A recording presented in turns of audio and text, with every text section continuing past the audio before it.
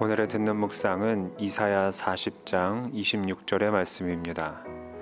너희는 눈을 높이 들어 누가 이 모든 것을 창조하였나 보라. 주께서는 수요대로 만상을 이끌어내시고 그들의 모든 이름을 부르시나니 그의 권세가 크고 그의 능력이 강함으로 하나도 빠짐이 없느니라. 아멘. 우리가 성경을 읽고 이해하려고 노력하는 이유는 성경을 통해서 하나님을 더 알 수 있기 때문입니다. 이사야서의 말씀은 계속해서 포로에서 해방될 선민에 대해 예언하며 그렇게 행하실 분이 바로 선민의 구원자이신 여호와 하나님임을 설명하고 있습니다. 그리고 그가 창조자로서 절대 권능을 소유하고 있는 그 사실을 선포하고 있습니다. 26절의 내용을 하나씩 살펴보면 먼저 이사야 선지자는 이 모든 것을 창조하였나 보라 라고 말씀하고 있습니다. 이것을 통해 여호와 하나님만이 세상 만물을 창조하셨다는 사실을 말합니다. 하나님은 하늘과 땅의 만물을 창조하신 창조주이시며 또한 당신이 만드신 모든 것을 세밀하게 보살피시는 섭리주이십니다. 먼저 그것을 강조하며 만약 이스라엘 자손이 이 사실을 믿고 있다면 어떠한 상황에 처한다 할지라도 염려할 필요가 없다라고 이야기합니다. 그들은 잠시 다른 민족에 의해 고난을 당하고 있다 할지라도 언젠가는 승리의 자리에 설 수 있을 것이기 때문입니다. 그런 점에서 하나님의 백성이 자기가 믿는 하나님이 어떤 분인지를 명확하게 아는 것만큼 중요한 것도 없습니다. 하나님이 지으신 모든 것은 이후에 나오는 만상이라는 표현을 통해 자세히 설명합니다. 히브리어 체바암은 1차적으로 밤하늘에 무수하게 떠있는 별들을 의미합니다. 사람이 어두운 밤하늘을 올려다보면 수많은 별들이 반짝거리고 있는 것을 볼 수 있습니다.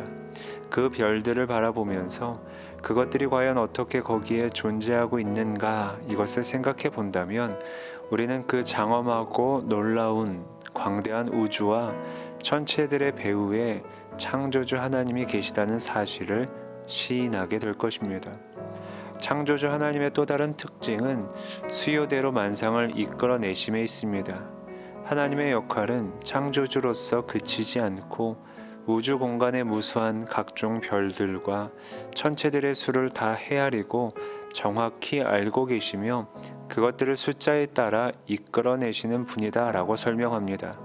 그것들을 이끌어내시는 하나님을 통해 한치도 어긋남 없이 하나님의 주권과 섭리에 따라 운행되는 것입니다.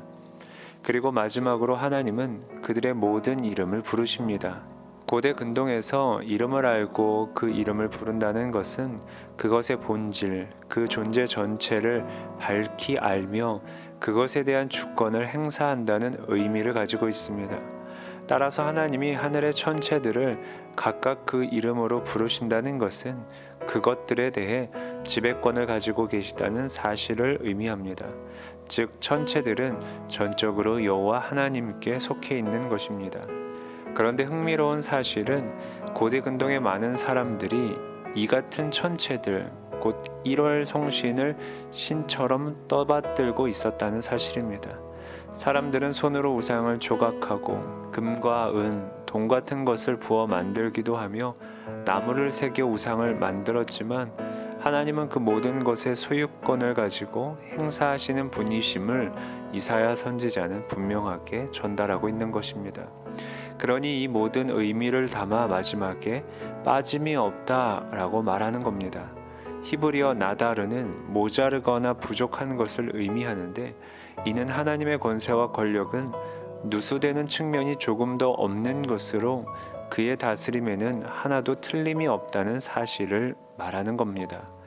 사랑하는 성도 여러분, 하나님의 권세는 완벽하며 우주를 운행하시는 여호와의 섭리는 빈틈이 없고 그분의 주권은 영원 무궁합니다. 따라서 우리를 포함한 세상의 모든 피조물들은 그것이 아무리 거대하다 할지라도 모두 하나님의 권세의 영역 안에 있는 것이며 그분의 섭리와 통치 아래에 있을 뿐입니다. 그러한 하나님의 능력과 권세 그리고 주권과 섭리를 믿는 성도님들 되기를 빕니다. 어렵겠지만 이에 단순하고도 분명한 진리가 여러분의 삶 가운데서 발현되기를 우리 주님의 이름으로 축복하며 빕니다.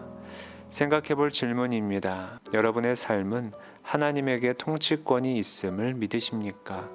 오늘 주신 말씀과 마음들을 기억하며 잠시 기도하도록 하겠습니다.